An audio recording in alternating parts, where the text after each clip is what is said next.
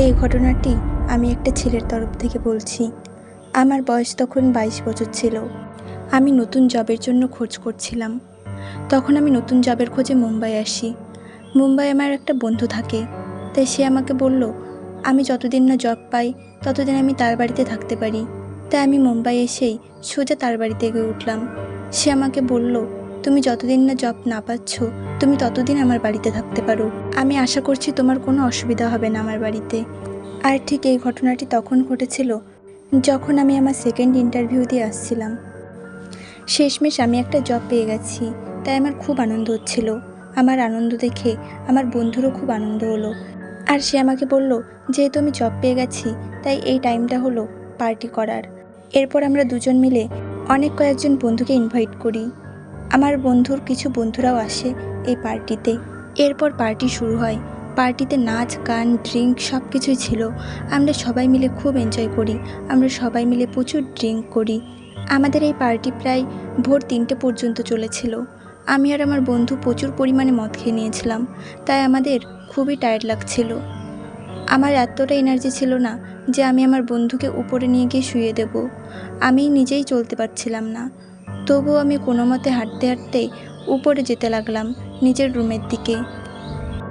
এরপর আমি কোনোরকমভাবে উপরে গিয়ে ওয়াশরুমে গিয়ে হাত ধুতে লাগলাম। হাত ধুতে ধুতে আমার চোখ দুটো আমাদের ওয়াশরুমের জানলার দিকে গেল। আমি জানলার দিকে তাকিয়ে দেখলাম, মনে হলো যেন দুটো চোখ আমার দিকে এক দৃষ্টিতে তাকিয়ে আছে। এটা দেখে আমি ভয়ে চিৎকার করে উঠলাম, আর সঙ্গে সঙ্গে আমি নিচে পড়ে গেলাম। আমি আবার জানালাটার দিকে তাকিয়ে দেখলাম যে সেখানে সেই চোখটা এখনও আছে কিনা, কিন্তু আমি তাকিয়ে দেখলাম জানলার ওই পাশে এখন কেউই ছিল না। এবার আমি ওয়াশরুম থেকে বেরিয়ে নিচের দিকে আমার বন্ধুকে আওয়াজ দিয়ে ডাকলাম। আমার বন্ধু নিচের থেকে ডাক শুনলো। এবার আমি আমার বন্ধুকে জিজ্ঞাসা করলাম, তুমি কি এইমাত্র উপরে ওয়াশরুমের দিকে এসেছিলে? কিন্তু আমি যেমনটা আশা করেছিলাম নিচের থেকে ঠিক তেমনটাই উত্তর এলো। আমার বন্ধু আমাকে জানালো সে উপরের দিকে আসেইনি। আর আমারও এটা বিশ্বাস যে সে উপরে আসেনি, আর তার শরীরে এতটা এনার্জি নেই যে সে এত তাড়াতাড়ি উপরে এসে আবার দ্রুত নিচে চলে যাবে। আমার মনে হলো হয়তো আজকে আমি একটু বেশি ড্রিঙ্ক করে ফেলেছি, ওই জন্য আমি উল্টোপাল্টা জিনিস দেখেছি। আর এইসব চিন্তা ভাবনা বাদ দিয়ে আমি নিজের রুমে গিয়ে শুয়ে পড়লাম। রুমে গিয়ে বিছানায় শুতেই আমি ঘুমিয়ে পড়লাম। আমার শরীর খুবই ক্লান্ত লাগছিল, তাই আমি বিছানায় শুতে শুতেই ঘুমিয়ে পড়েছিলাম। এরপর ঠিক 2-3 ঘন্টা পর আমার ঘুম হঠাৎ করে ভেঙে গেল। আমি কম্বলের বাইরে পা দিয়ে শুয়েছিলাম। আমার মনে হচ্ছিল যেন কেউ আমার পাটা ধরে টিপে দিচ্ছে। এরপর আমি আমার কানের কাছে একটা ভারী ভারী আওয়াজ শুনতে পেলাম। কে যেন আমার কানের কাছে এসে বলছিল, তুমি কি আমাকে সাহায্য করবে, তুমি কি আমাকে সাহায্য করবে, এরকম করে সে কথা রিপিট করেই যাচ্ছিল। আমি এবার ঘুম থেকে উঠে দেখলাম আমার পাশে একটা মহিলা দাঁড়িয়ে আছে। আমি জোরে চিৎকার করতে লাগলাম। এরপরে আমি ভয়ে ওখান থেকে উঠে দৌড়ে বাইরে পালিয়ে গেলাম। আমি দৌড়ে সেখানে চলে গেলাম যেখানে আমার বন্ধু বসে আছে। আমি গিয়ে দেখলাম আমার বন্ধু তখনও সেখানে বসে ঘুমোচ্ছিল। আমি আমার বন্ধুকে ঘুম থেকে উঠিয়ে সবটা তাকে জানাই।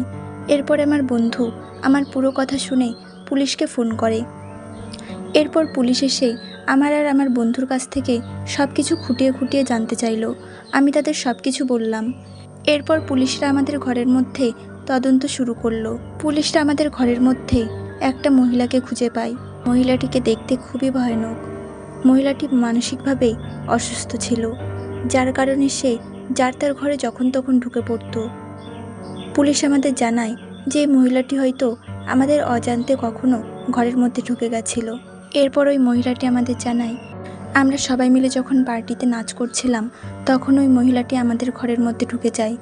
কিন্তু আমরা এতটাই আনন্দে মেতেছিলাম যে ওই মহিলাটিকে আমরা ঘরের মধ্যে ঢুকতে দেখিনি। ওই মহিলাটি হলঘর দিয়েই ঢুকে আমার রুমের মধ্যে গিয়ে লুকিয়েছিল। এরপর পুলিশরা ওই মহিলাটিকে নিয়ে যায় এবং পুলিশ আমাদের পরামর্শ দেয় আমরা যেন সবসময় ঘরের দরজাটা ভালো করে লক করে রাখি। ঘটনাটি ঘটে গেছে বেশ কিছুদিন হয়ে গেছে, কিন্তু আজও যখন আমার ওই রাতের কথাটা মনে পড়ে আমার রাতের ঘুম উড়ে যায়।